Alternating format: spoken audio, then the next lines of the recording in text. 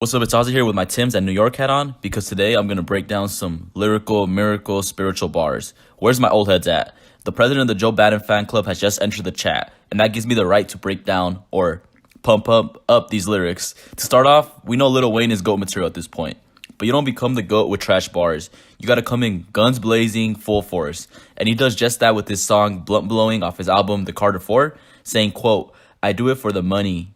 Man, I'm such a hooker," end quote. Is there anyone else that works harder for their money than a hooker? Basically, if you're a hooker, you've given up your life at this point, and the only thing keeping you from hanging yourself is memes, obviously, and other than that is coins. So Lil Wayne comparing his grind to the backbone workforce of America is so beautiful that I shed a tear of freedom. This can also be what we rapologists call a double entree / second meaning. So we got the positive breakdown of this song with it being about Wayne's grind, right? But the other meaning is Wayne is being forced to be this hooker / worker to make money for his label, Young Money. And the pimp that takes all his money is obviously Pimp Daddy Birdman. He stays putting Lil Wayne on the Young Money corner, but it be like that sometimes. Please drop an F for Wheezy. After that, we got the track IANAHB off his I'm Not a Human Being 2 album. He goes on to say, "I stick it in her ass like some fucking steroids," end quote. So me and Lil Wayne are more alike than we are different. I analyze lyrics, meanwhile he analyzes cheeks.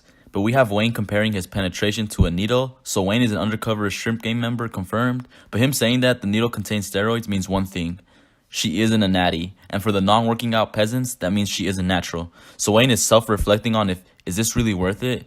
Is this ass really here, or is it just in my head? Again, applause to the GOAT for using these iceberg deep lyrics.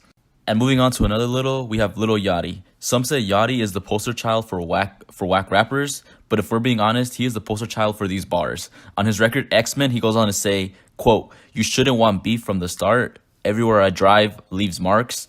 All of you niggas is marks. You stinky and dirty like farts," end quote. Little Yachty is about that smoke. Ask that one guy whose name sounds like a Harry Potter spell, Val, Zanny, Fanny, whatever his name is.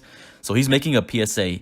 If you have problems with him, he has no problem sending his security at you. He goes on to say his haters are stinky and dirty and compares them to a fart. Yeah, he really took it there with dropping that loaded F word. This ain't a Kid's Bop record. This is a Little Yachty record. From one lyricist to another, we have Lil Pump featured on Welcome to the Party saying, "Welcome to the trap, got my grandma selling crack." Wow, leave it up to Lil Pump to shed light on how the economic structure doesn't favor the elderly.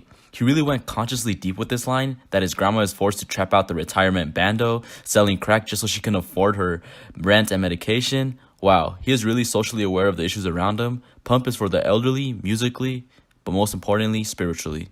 Next, I got Lil Pump's I Love It partner, Kanye West. It's always said that Kanye West doesn't have a bad album, and that can be said about his lyrics as well. Who can forget the poopy scoopy line? But with the line from I'm In It, he says, quote, "A black girl sipping, white wine, put my fist in her like a civil rights sign." Wow. Is there anything more poetic than using a symbol for black pride as a comparison to shoving your hand up someone's ass? Only from the intelligent mind of Kanye West can we get this vivid picture in our head. And no, Amber Rose didn't ghostwrite this line. She just puts a finger up there, not the whole fist. But huge props to Kanye for one, putting up the fist in there so we know he's still a civil rights activist, and two, for making such a relatable line.